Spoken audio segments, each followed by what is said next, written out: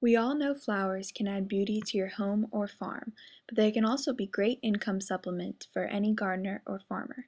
They are relatively easy to grow and are inexpensive to produce. Best of all, cut flowers attract a plethora of bees and other beneficial insects. At the Kenton County Outdoor Education Center, we grow about 2,400 square foot of cut flowers, including celosia, zinnias, statice, snapdragons, dianthus, gomphrena, cosmos, and rudbeckia. We have two beds that are 25 feet wide by 50 feet long, with 4 rows of flowers in each. When creating your beds, the first step will be to mark your garden, keeping planting rows at about 4 foot wide to enable plant growth and easy access for cutting. Make sure to also account for walkways in between your flower rows, which should be at least 3 foot wide. Be sure to leave room for a border as a weed and grass barrier. The next step will be to kill all existing turf. Use a non-selective herbicide on the entire plot. This includes planting rows and walking paths.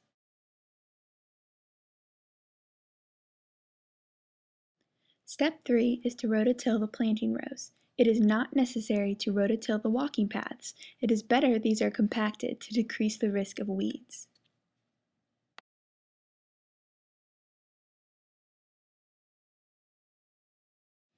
After tilling the planting rows, it is important to amend the soil with organic matter. Things like rotted manure, leaf mulch, or compost work well to rototill into your rows, followed by applying a granular, slow-release fertilizer. We used Nature Safe with an 8:5:5 ratio. Step 5 will be mulching your walking rows. This will control your weeds and allow you to harvest when the ground is wet. Tree trimmers will usually drop for free if you call them, and the chips work great. Keep in mind that if the mulch has been cut fresh, to allow it to sit for a period of time. Step 6 will be to prepare your irrigation. We are set up to use city water. First, the water goes through a pressure regulator and then flows down a thick-walled black plastic hose to emitters. The emitters are punched into black plastic hose, which all have an on-off valve to control individual rows. They allow water to flow down 2 strands of T-tape that have slits every 12 inches.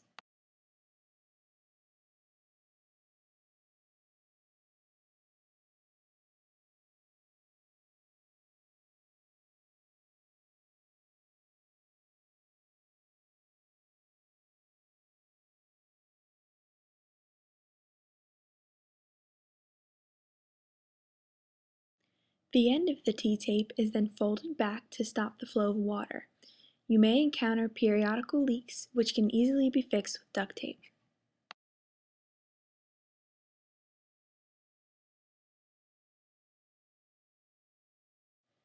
For step 7, you will need to decide on a weed barrier.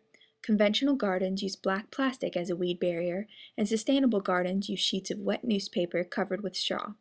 In our gardens, we have done trials to see the effectiveness of both techniques, and we found them to be fairly similar.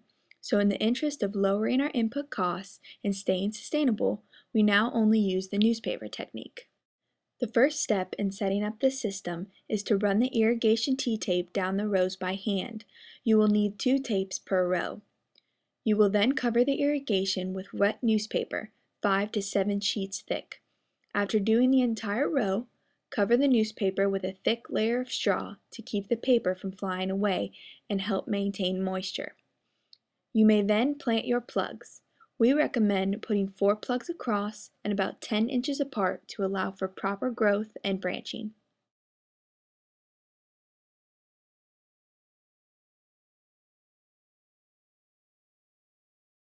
It is important to deeply water your plugs by hand the first time. This way, you know each one is getting an appropriate amount of water. You can continue to water 2 or 3 times a week for a few hours at a time with your irrigation system.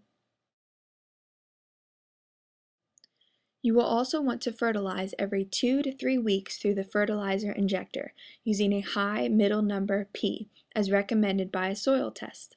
Usually 1 to 2 pounds of actual nitrogen per 1,000 square foot is appropriate. By using a fertilizer injector, you are using a technique known as fertigation, which means you are using a quick-release fertilizer running directly through your irrigation hose.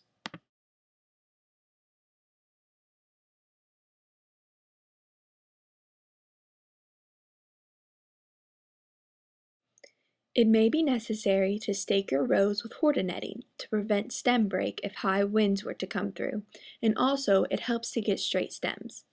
Make sure to stretch the netting tightly over the stakes, and in some cases, multiple layers of hortonetting will be needed for taller flower species like zinnias, cosmos, celosia, and snapdragons.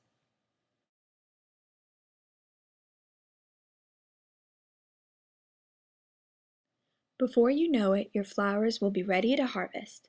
Our flowers are harvested and made into creative arrangements by master gardeners and are sold to benefit their scholarship funds.